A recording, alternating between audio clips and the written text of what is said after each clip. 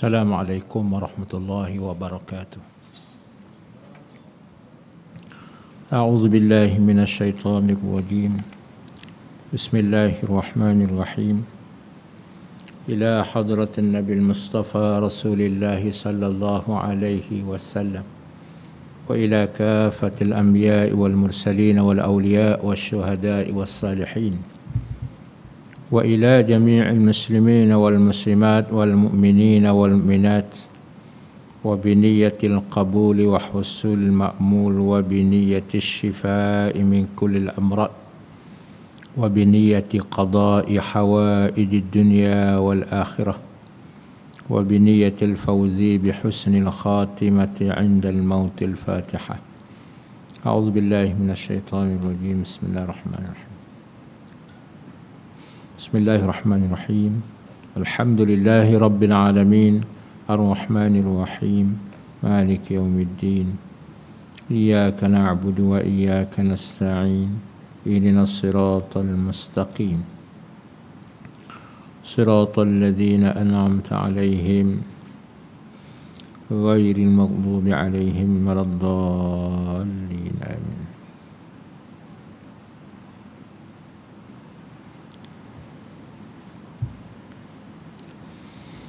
Bismillahirrahmanirrahim.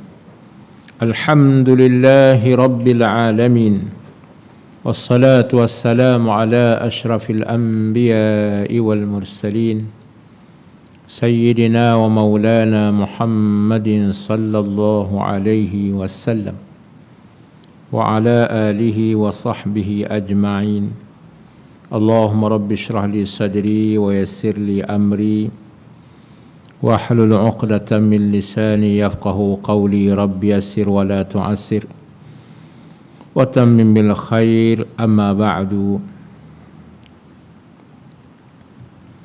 Faqala al-musannif rahimahullahu ta'ala wa nafa'ana Allahu bih wa bi'ulumihi fid darain.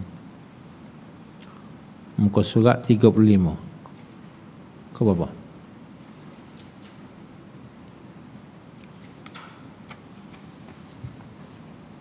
Kadar lebih dah. Siapa masuk kelas lah gitu. Kau surat apa? 35.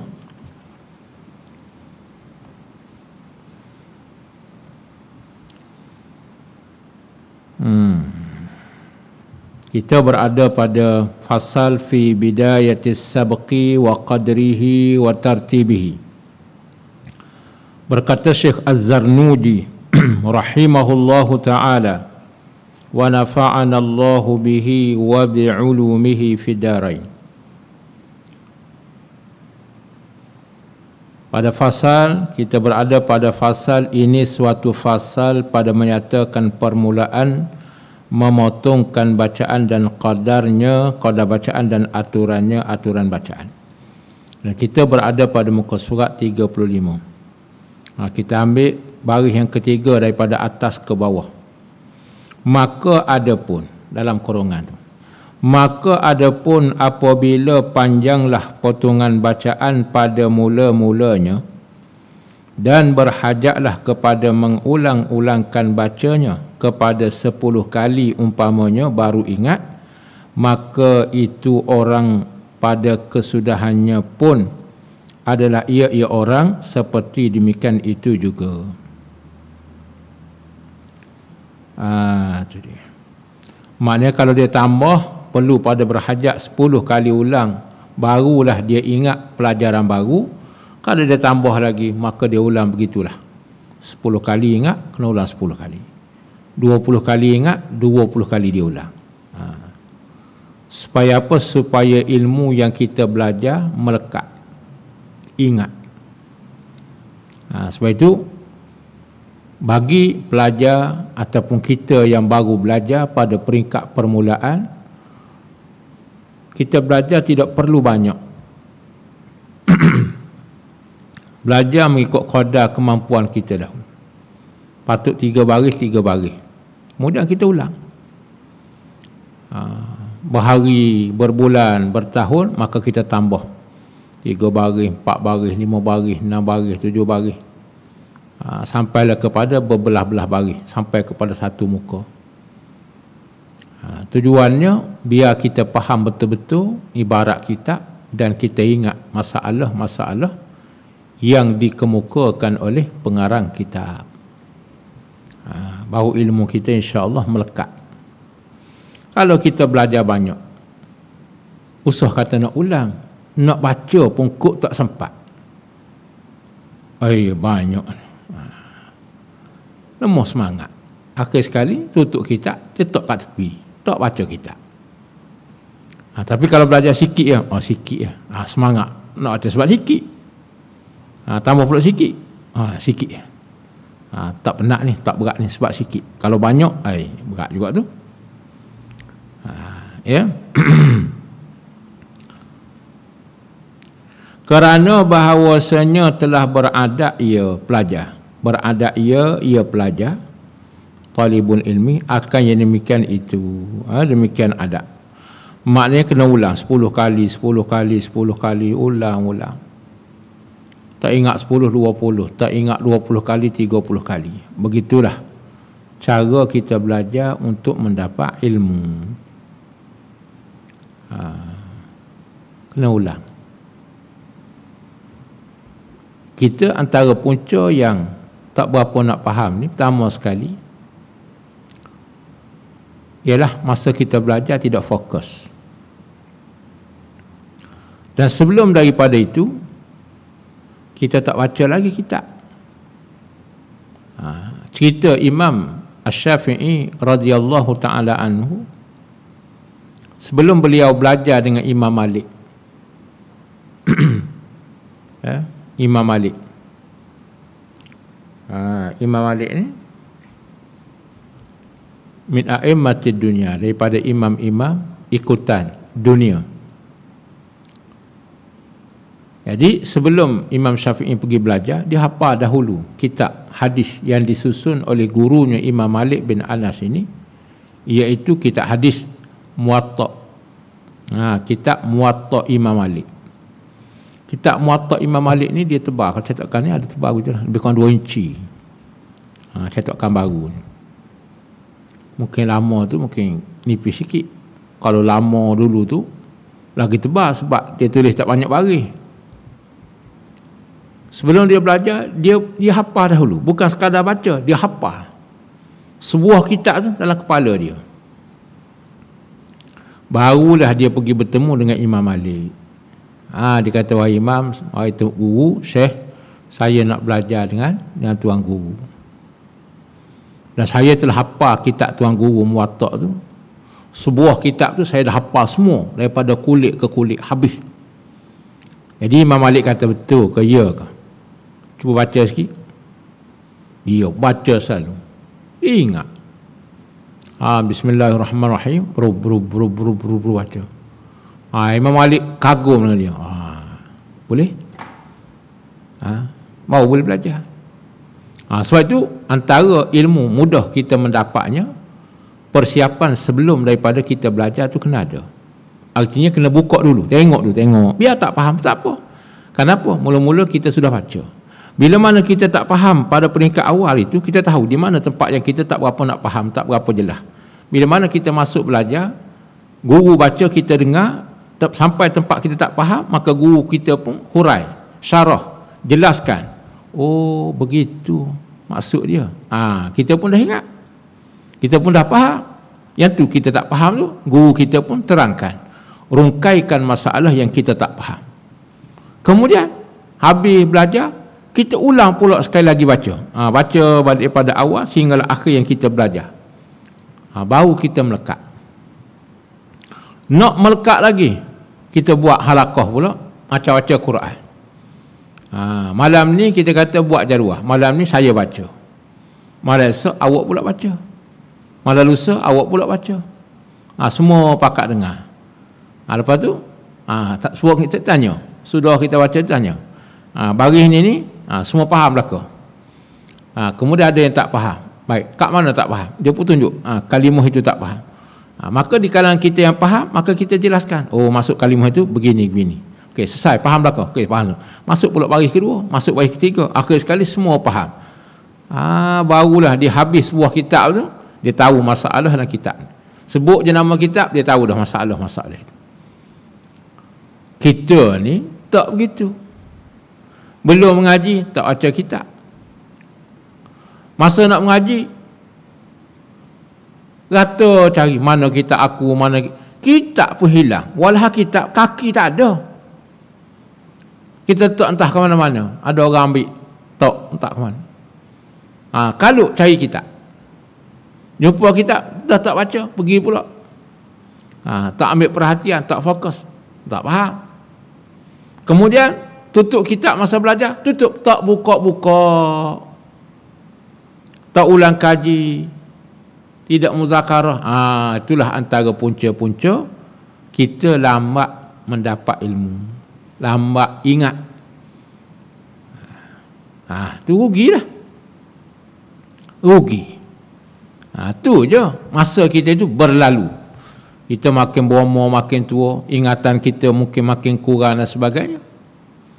Kita makin tinggal-tinggal. Lepas itu masa kita pun nak buka balik, baca kitab balik. Yang ni tak sempat, tak faham ni apa maksud dia. Waktu itu barulah kita terpinga-pinga. Cari kawan kita. Ustaz, syarah ni apa ni kat ni? Betullah. Kita belajar tak apa, tak banyak. Tapi kita faham, kita ulang. Ingat. Biar jadi beradat. Menjadi kebiasaan bagi kita talibul ilmi, mempelajari, memahami, mengulang-ulangi apa yang kita belajar. Berkata musannif rahimahullah ta'ala, dan tiada boleh meninggal ia talibul ilmi itu adat, melainkan dengan usaha yang banyak.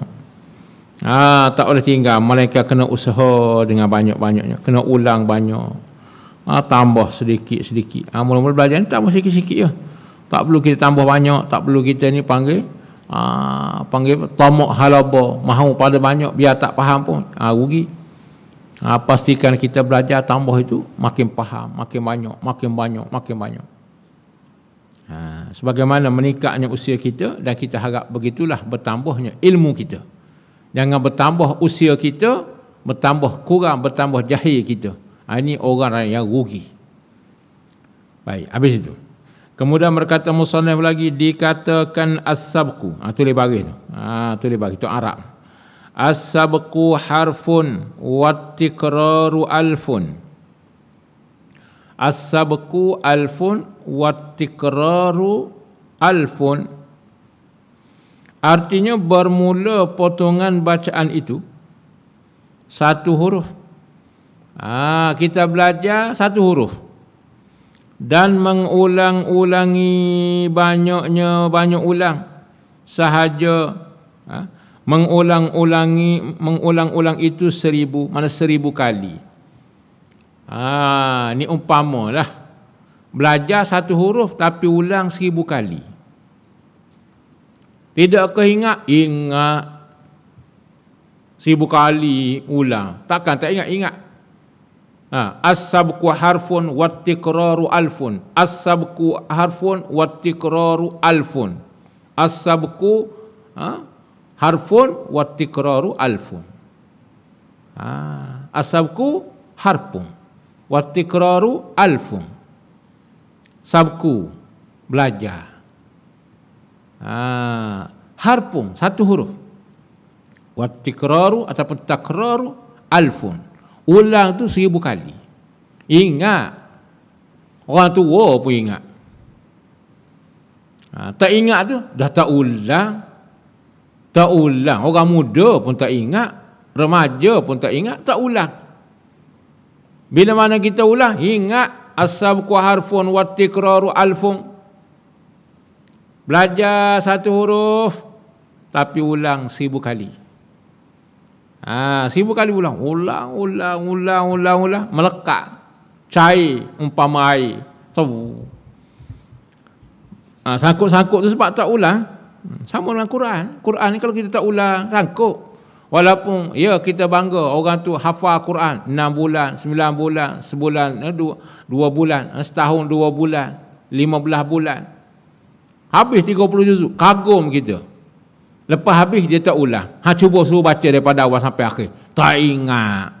Cekak kuku.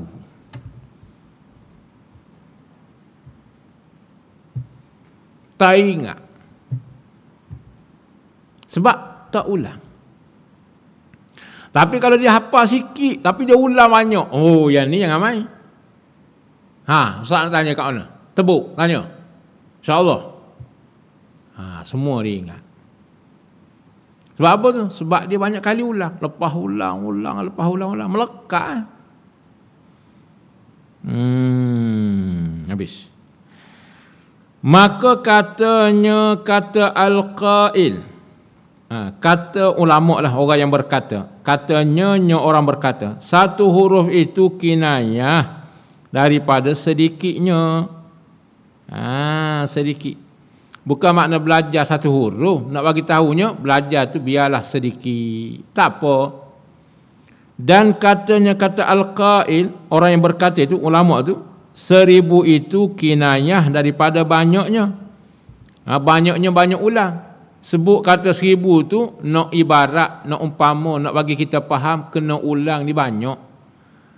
Banyak kali ulang ni, bagus.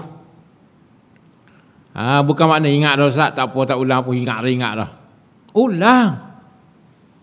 Lagi awak ulang, lagi bagus. Lagi ulang, lagi bagus. Sebab tu orang banyak mengulang ni, bagus dia. Pergilah kat mana-mana pun, orang yang banyak mengulang-ulang ilmu, lebih-lebih lagi mengulang-ulang Al-Quran ini, sangat bagus. Ada orang kata dia tu banyak ulang, tak bagus. Tak ada. Yang tak bagus, tak mengulang. Yang tu kita kata tak bagus. Tak apa nak bagus tu. Pasal apa?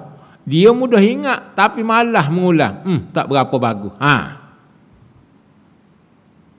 Orang kata dah. Kalau dia ulang, cepat dia ni. Tapi dah malah. Tapi orang tu dia tu slow sikit. Tapi ingatlah, kena ulang banyak kali. Tapi tak apa, bagus. Sebabnya, rajinlah mengulang. Masya Allah. Dia ulang juga, ulang. Walau kalau kira tu, dia tu lambat juga nak ingat satu-satu baris, satu-satu huruf, satu-satu muka tu. Tapi Masya Allah, Tuhan bagi rajin dia ulang. Kena potong di rajin tadi. Daripada hak cerdik malah. Lepas tu kita ni, muslimin muslimat. Hadirin hadirat rahmati Allah. Walaupun usia kita banyak, usia kita lanjut. Tapi rajin dia belajar. Dapat ilmu. Nak banding dengan anak-anak muda, remaja. Duduk main, naik basikal lajak. Motor, repik apa tu. Tak mengaji. Walaupun otak dia tu cerdas, mudah melekat, mudah faham kalau dia belajar. Tapi dia tak belajar, jahil. Nampak tak? Tanya rukuk iman, rukuk Islam, bertukar habis. Tak ingat. Cuba tanya Tok Ayah, Tok Ayah, Tok Haji, Pak Ada, Pak Ngoh, Pak Long, Mak Long, yang selalu mengulang-ulang ataupun berulang alik ke majlis ilmu. Tanya dia, lancar dia boleh sebut. Sebab apa tu? Sebab dia belajar, dia ulang, dia dengar dan dengar, maka ingat. Nak bagi tahu, biarlah kita belajar sedikit tapi diulang-ulang, maka dia melekat. Itu dia. Tua pun melekat juga. Muda, kalau muda lebih-lebih lagi. Banyak maknanya. Dan katanya kata Al-Qail, 1000 itu kinayah daripada banyaknya banyak ulang sahaja, bukan hakikat begitu. Bukan sungguh makna 1000 kali. Biasanya kalau kita ulang tak sampai 1000 kali dah ingat. Bukan makna mesti 1000 kali, bukan. Nak bagi tahu ulang tu biar banyak.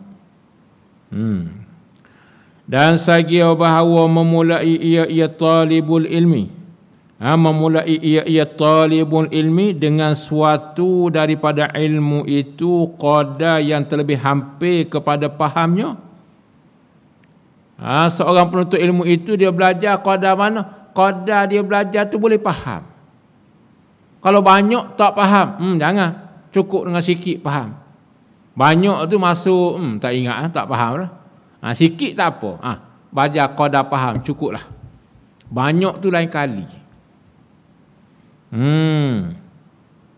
Dan mudah belajarnya dengan ketiadaan penat dan payah.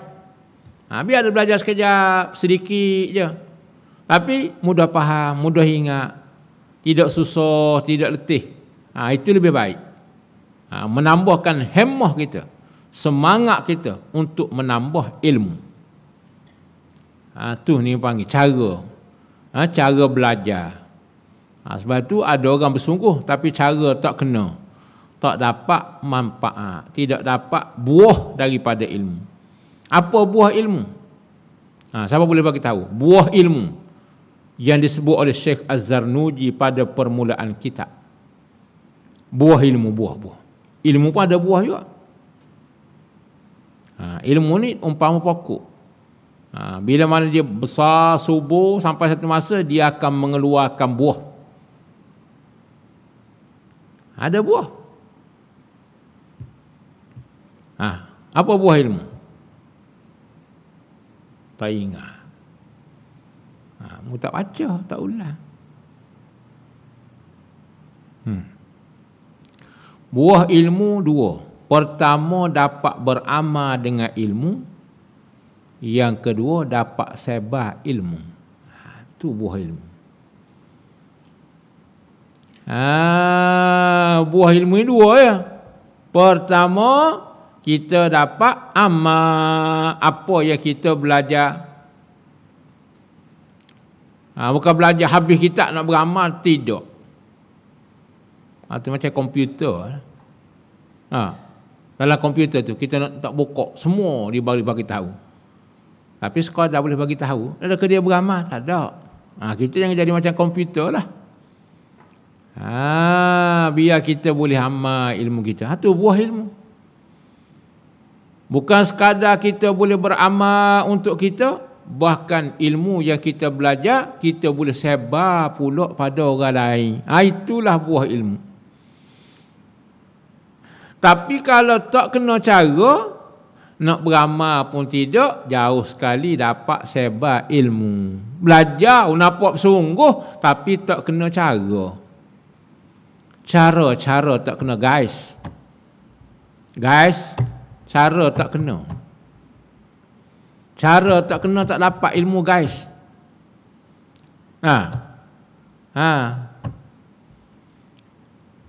Nampak tak?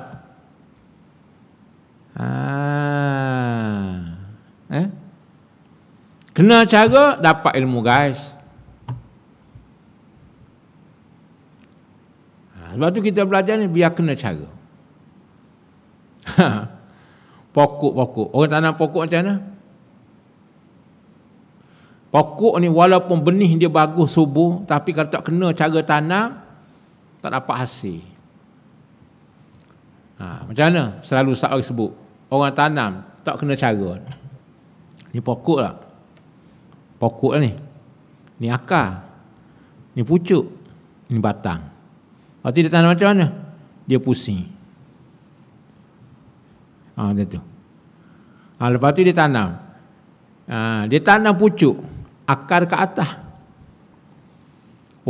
Bersungguh dia. Gali lubang. Berpeluh. Habis ketiak berpeluh. Bentuk pun berpeluh juga. Lepas tanam pokok. Ambil air, siram. Lepas tu tunggu pokok ni.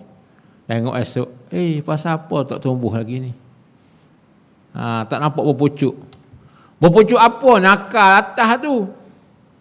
Akar ke langit, pucuk dalam bumi. Mana boleh? Walaupun awak tanam beribu hektar pun, awak tak akan dapat hasil. Sebab cara awak tak kena. Habis tu bagaimana awak nak suruh dapat hasil? Awak kena pusing. Akar tu ke bawah, pucuk ke atas. Tanam macam tu. Sebelum tanam tu, mesti dibaguskan dulu tanah tu. Dibersihkan tanah, digemburkan tanah, dimatikan punya apa penyakit-penyakit dalam tanah. Disiapkan tanah tu dengan baik, barulah dia ambil benih yang bagus, baru kita tanam. Kemudian kita pun siram. Jaga bagi elok, letak baja, biar cahaya cukup, air dia cukup. InsyaAllah. Jangan bimbang. Satu masanya pada adat kata dapat hasil. Bukan sekadar hasil untuk kita makan, kita boleh share pula dengan orang lain. Sama juga dengan ilmu. Ilmu ni kalau bersungguh tak kena cara, tak dapat. Macam mana bersungguh tak kena cara? Dia bawa kitab duduk dalam kelas tidur. Bawa kitab nampak bersungguh dah. Bawa kitab buka elok-elok, tidur. Supaya tanam pokok kayu pucuk dalam bumi, akar kata. Nampak bagus dah. Lepas tu kitab pula terbalik pula letak. Mana? Makna contoh lah. Jadi artinya biar kena cara. Jadi kita belajar cara nak dapat ilmu ni. Jadi ingat buah ilmu itu dua. Pertama amal, yang kedua dapat sebar. Mana-mana orang tidak kena cara, dia tidak akan dapat buah ilmu. Nak beramal pun tak boleh, jauh sekali untuk share, kongsi dengan orang. Dia pun tak ada, tak dapat faham. Jadi belajar tu biar kena cara. Kalau kena cara, sikit pun cukup. Kita tanam pokok, tak banyak, bukan kata ratus-ratus hektar, bukan 1 hektar pun, bukan satu kebun pun. Kita tanam 2-3 batang je. 2-3 batangnya. Pokok durian 2-3 batang, pokok rambutan 2-3 pokok. Pokok kelapa 2-3 pokok. Tapi pokok tu kita tanam, kena cara dia. Kita jaga bagi elok. Bila mana sampai satu masa 7 tahun, 8 tahun, dia berbuah. Pokok yang kita jaga tu subur, besar. Dia mengeluarkan buah yang banyak. Walaupun tak banyak pokok, 2-3 pokok je. Tapi semua kita buat tu, bagus elok belaka. Kalau 2-3 pokok pun mendatangkan hasil yang lumayan, bukan sekadar menampung keperluan kita, bahkan kita boleh share kepada orang lain, satu kampung, satu taman. Bayangkan kalau kita tanam pokok yang banyak dan dijaga dengan baik, tidakkah subur dan mendatangkan hasil yang banyak, hasil yang lumayan? Bukan sekadar keluarga kita, orang taman kita, bahkan negeri dan negara kita boleh mengambil manfaat daripada ilmu ataupun buah kebun yang kita tanam. Tapi kalau tak kena cara, usah kata dia nak makan. Nak tengok buah pun tak boleh. Tengok-tengok kering. Pasal apa tu? Pucuk dalam bumi, akar ke langit. Kering batang. Orang pun cakap, bukan tanam pokok macam tu, matilah pokok. Habis tu macam mana? Orang pun pusing akal. Macam ni. Baru dia tahu, baru dia buat dengan betul. Dapat hasil lah. Belajar sikit-sikit. Kita jangan biarkan berlalu, melainkan kita cuba faham. Bila mana kita faham, kita doa pada Allah supaya kita dapat amal ilmu yang kita faham. Apabila kita amal-amal ilmu yang kita faham, sampai satu masa, maka wajiblah ke atas diri kita menyebarkan ilmu itu kepada orang lain pula. Di mana kita berada, di situlah kita sebar ilmu sebanyak mungkin. Sebar. Orang lain pun dapat ambil manfaat. Kemudian kita pun mati. Anak murid kita faham. Dia pula sebar. Sampai bila? Sampai kiamat. Mana buah kayu tu kita boleh makan hasil. Tak putus-putus. Allah sepanjang tahun berbuah. Bagus. Pasal apa? Pokok kita jaga dengan baik. Dengan airnya, dengan bajanya. Ilmu begitulah. Dalam hidup kita kena bersungguh. Belajar dengan betul, belajar dengan kena cara, insya-Allah kita akan mendapat manfaat yang banyak, dapat buah ilmu. Sebab ramai orang yang buat kebun tapi tak dapat hasil. Sebab apa? Ada semangat pada permulaan, ada semangat separuh jalan, ada semangat dekat nak dapat hasil, dia tinggal. Ada orang semangat saja tak kena cara. Semua pakat buka kebun, buka hutan. Tapi yang tinggal, yang dapat menghasilkan hasil yang lumayan, hanya beberapa kerak orang sahaja. Bagi siapa? Bagi mereka yang kena caranya. Yang kedua, bagi mereka yang dapat sabar dan istiqamah dalam membuka tanah, membuka kebun. Begitu juga dalam menuntut ilmu. Ramai belajar, ribu-ribu orang belajar menuntut ilmu ni. Puluh-puluh ribu, ratus-ratus ribu. Habis itu yang mendapat manfaat, ilmu yang betul-betul manfaat, boleh beramal sungguh-sungguh dan boleh menyebarkan ilmu ini, tokoh-tokoh jago-jago jempulan dalam ilmu ini tak ramai. Berapa kerat. Kenapa jadi begitu? Sebab tak kena cara. Man akhta'at tariq, mereka yang tersalah jalan, dalla, nescaya sesat. Tak kena cara, tak dapat. Itu dia. Habis ni. Kemudian tengok. Syekh Zarnuji berkata lagi, dan adalah Asy-Syekhul Imamul Ustadz Syarafuddin Al-Uqaili berkata ia, ya Syekh, bermula yang betul di sisi aku pada menentukan potongan bacaan yang dimula akan potongan. Potongan bacaan. Berapa banyak nak belajar tu? Pada mula-mula belajar. Mula-mula itu maksudnya mula-mula belajar. Barang yang memperbuat akan barang oleh masyayikh kami. Kerana bahawasanya mereka itu masyayikh kami, guru-guru kami, memilih mereka itu guru-guru kami bagi orang-orang yang baru belajar akan kitab-kitab yang kecil-kecil.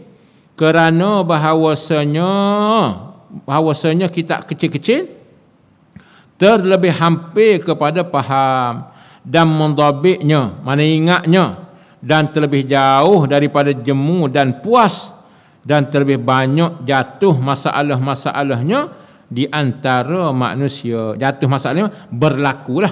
Jatuh masalah ni masalah yang berlaku di antara manusia, antara orang ramai.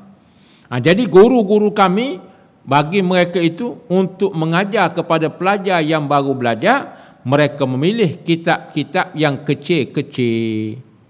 Kerana apa? Kerana kitab kecil ini pertama sekali nak faham mudah. Yang kedua, bila mana kecil kita pun tak rasa jemu nak belajar. Kecil. Alah kecilnya. Kalau banyak ni, mudah ni.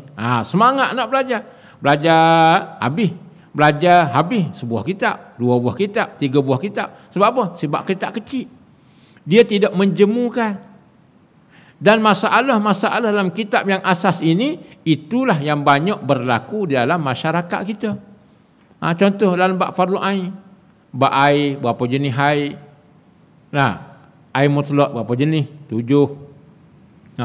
Air pembahagian hukum air pula ada berapa jenis pula? Ada 2, 3, 4. Air mutlak, air mustakmal, air mutanajjih, air musyammas. Kemudian air-air tersebut apakah hukumnya kalau kita nak guna?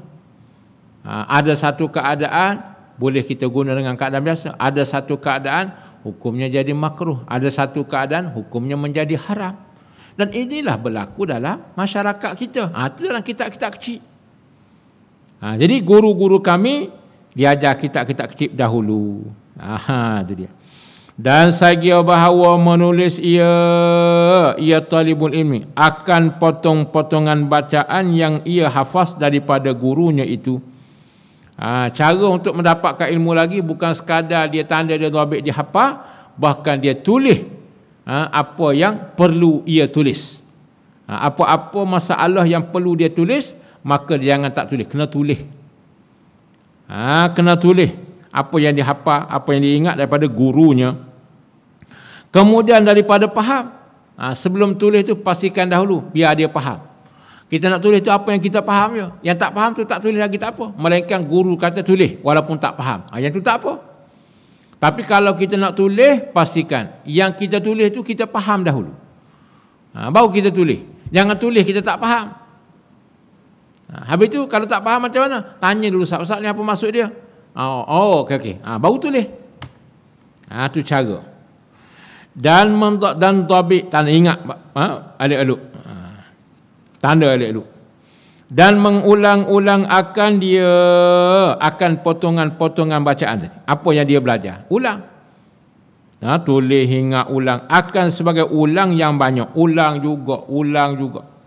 Kerana bahawasanya tulis itu memberi manfaat sangat-sangat. Kerana apa yang kita tulis itu sangat memberi manfaat.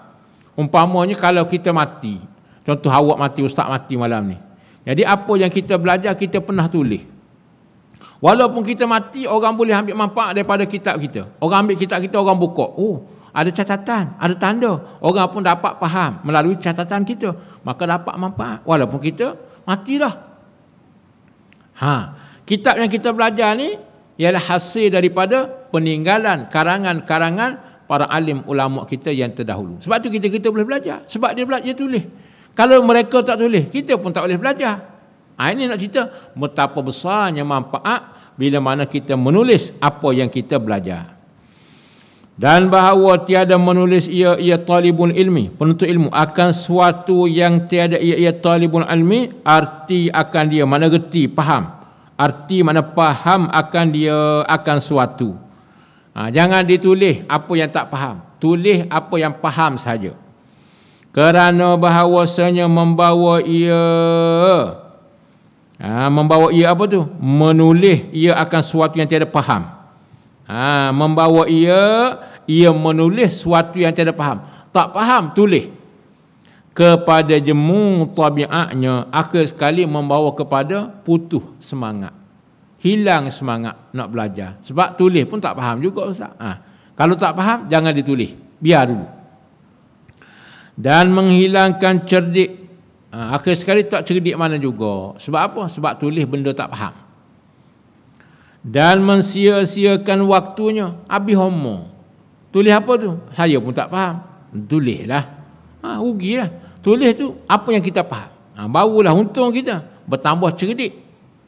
Dan sagia bahawa bersungguh-sungguh ia talibul ilmi pada memahamkan dan mengertikan daripada gurunya, guru talibul ilmi, dengan amati, dengan perhati, dengan fokus.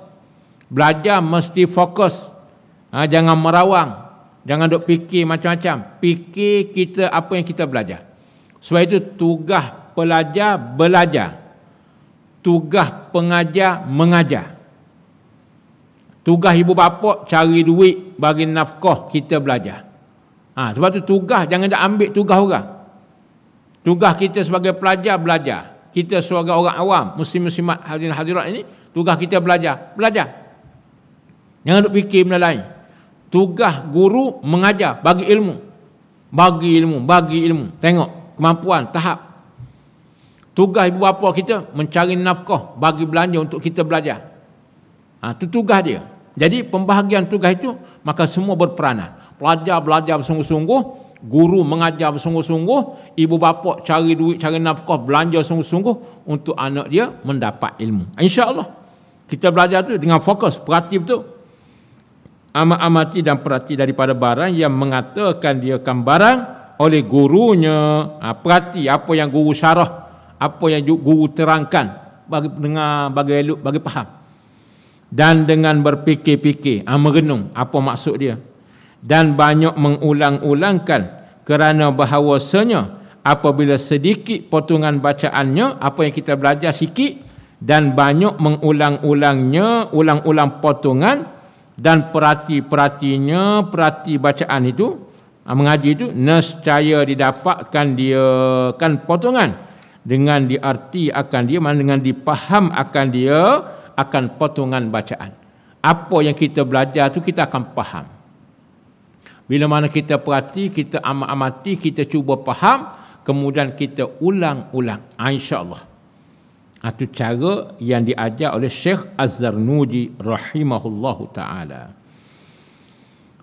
Kemudian katanya, dikatakan hifzu harfaini khairun min sama'i waqraini wa fahmu harfaini khairun min hifzi waqraini. Wallahu subhanahu wa ta'ala a'la wa a'lam. Sekadar itu dulu pada malam ini, insyaAllah. Moga-moga bermanfaat.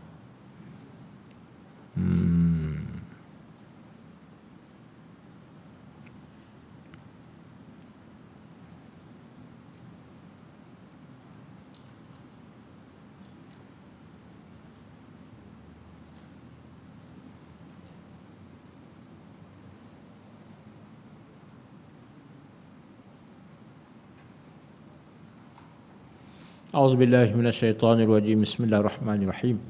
Alhamdulillah rabbil alamin, wassalatu wassalamu ala asyrafil anbiya'i wal mursalin wa ala alihi washabbihi ajma'in.